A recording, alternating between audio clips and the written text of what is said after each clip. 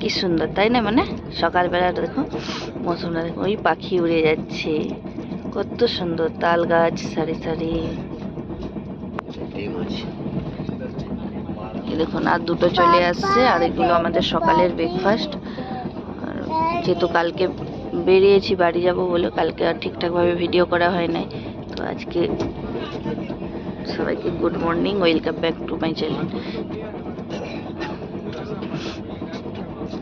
আর এখানে মনে হয় শোনা এখন জুস খাবে, তাই তো বলো, হাই করে তো, হাই হাই, জুস খাবে। কালকে কিন্তু মনে হয় শোনা অনেক হাঁটু করেছে, অনেক হাঁটু করেছে, তাই তো মনে অনেক হাঁটু করেছে।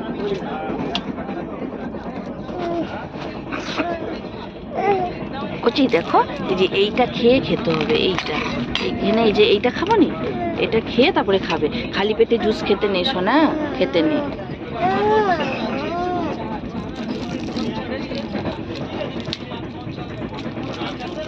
খা, খালি পেটে জুস খেতে নেই, সেই কথা শুনবে।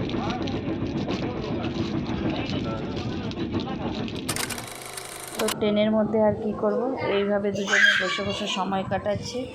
আর যেহেতু এবার নামার টাইমও হয়ে গেছে, আর শাশুড়ি মা আমাদের সাথে আসছিল, তো ওনাকে বাড়ি দিতে আসতেছি। আর যেহেতু আমাদের এখানে সরস্বতী পুজোর অনুষ্ঠানটাও একটু লেট করে হচ্ছিল, অনেকটাই লেট করে, তাই অনুষ্ঠানটাও দেখা হবে আর শাশুড়ি মাকে বাড়িও দিয়ে আসা হবে।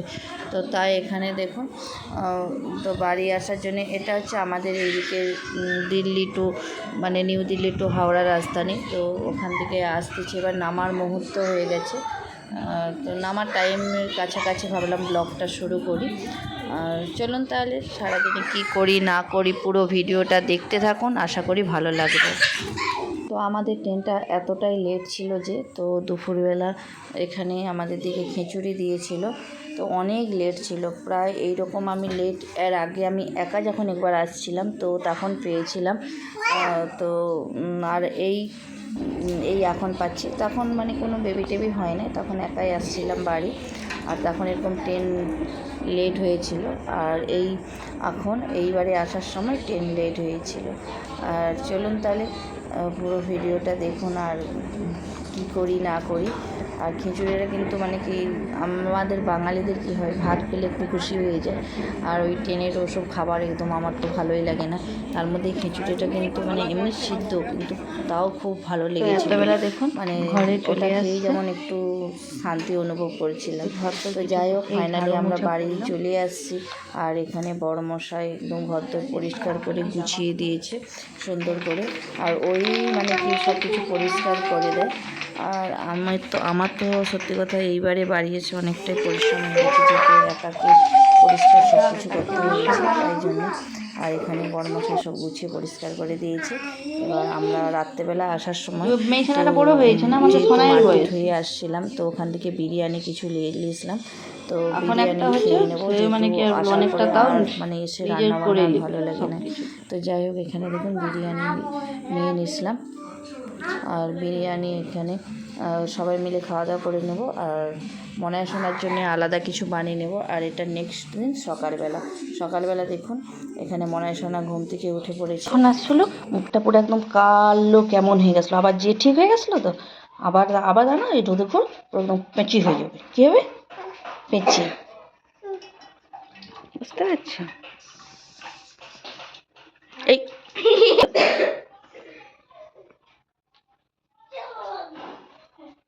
কোথায় খেলবে?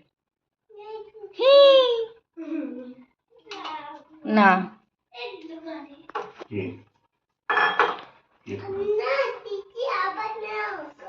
দিদি আবার না, দেখছো তো বনু বলে দিচ্ছে, দিদি আবার না, বাইরে না, না তুমি পালিয়ে আসো, চলে আসো, চলে আসো, বাইরে যেও নাই, ঠিক আছে? বাইরে হুপা আছে, ওকে বাইরে না যাবার অভ্যাস করলে ঘরে থাকবে, নাহলে এই পাশ দিয়ে বেরিয়ে পিনপিন দৌড় পালাবে, তাই তো মনু?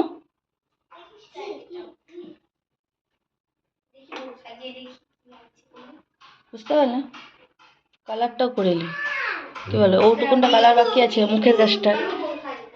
হ্যাঁ কি বলে এমনি হোয়াইট যে এইগুলো। হুম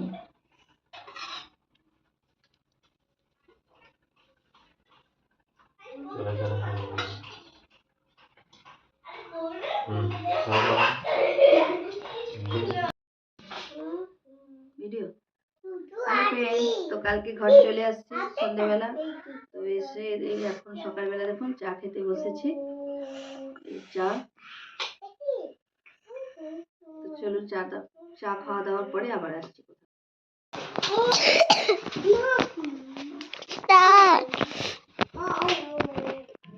আমি ডাকছি বুঝতে পারলে, আলু পেঁয়াজ আদা রসুন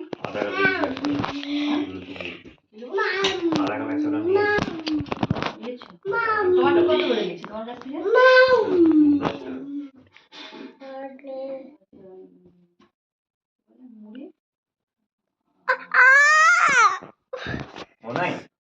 কেন করছিস দিদি? ব্লগ হচ্ছে, ব্লগ ভিডিও তো কাজের ভিডিও না। তো বন্ধুরা কালকে ঘরতে চলে আসছে বলেছিলাম, তো এই তো দেখুন রান্না বান্না সকালে কাজকর্ম চলছে এখনো, আর এদিকে রান্না বান্নাও বসে দিয়েছে।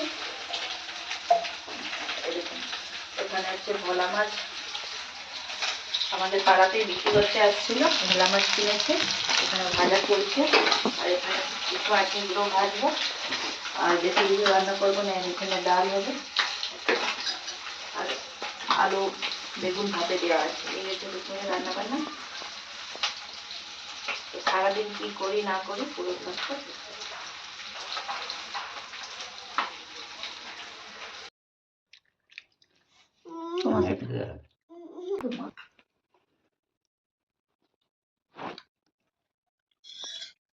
তো বন্ধুরা আজকে দুপুরে রান্না বান্না দেখুন, এখন তো শেয়ার করেছি যে মুসুরের ডাল আর আলু ভাতে ভাত, মাছের ঝাল, আর কালকে আসার সময় এখানে বিরিয়ানি নিয়ে আসছিলাম, বিরিয়ানি। এই হচ্ছে দুপুরের আজকে মেনু।